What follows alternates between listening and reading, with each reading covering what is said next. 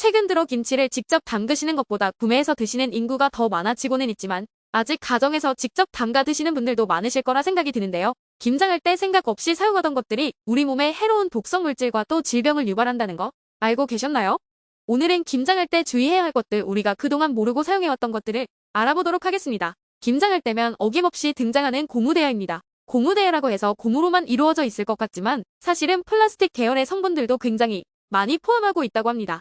해당 플라스틱 계열은 PVC라는 폴리염화비닐 또는 염화비닐 수지라고 불리는 것인데요. 배관 파이프, 창틀 샤시, 자동차 실내 등등 많이 사용되고 있고 우리가 알고 있는 고무대야 또한 같은 성분으로 만들어진다고 하는데요. 문제가 되는 이유는 고무대야 제작 시 첨가물이 엄청나게 많이 들어간다는 겁니다. 여러 가지 안료로 사용되는 중금속류, 납, 카드뮴 등의 물질이 포함되어 있습니다. 이렇게 고무대야를 만드는 과정에서 사용되는 여러 가지 중금속들이 문제인데요. 포함되어 있는 유해 성분들이 김치를 담글 때 물을 통해서 용출되어 배추로 이동할 수 있다고 합니다. 배추는 1차 절임 과정이 있습니다.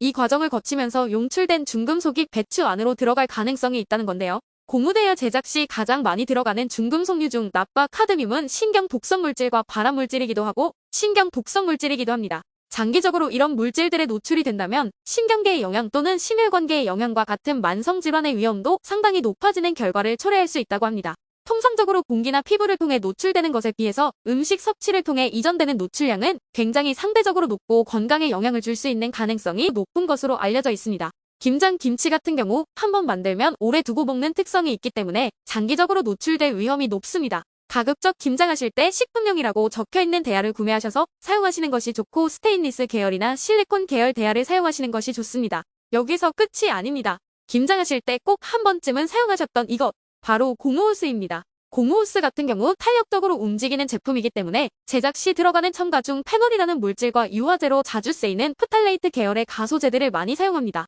물은 세균 번식을 억제하기 위해서 염소를 소독제나 살균제로 사용을 하는데 이 염소가 페놀과 결합이 되면 클로로페놀이라는 물질이 생기게 됩니다. 이때 아주 소량의 분자만으로도 심한 냄새가 느껴지게 되는데 다들 고무호스 사용하실 때 나는 특유의 냄새를 한 번씩은 맡아보셨을 거예요. 이 냄새로 김장을 망칠 수도 있다고 합니다. 그렇다면 단순히 냄새만 증가하는 것인데 건강에는 괜찮지 않을까?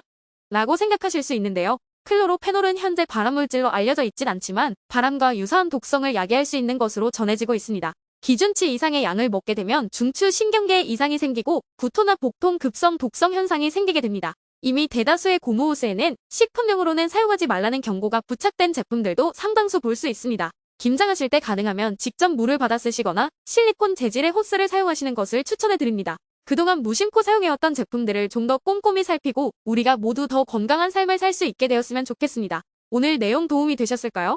조금이나마 도움이 되셨길 간절히 바라봅니다. 주변에 모르시는 분들이 계신다면 공유해주시고 영상 시청해주셔서 감사합니다. 오늘도 행복한 하루 보내세요.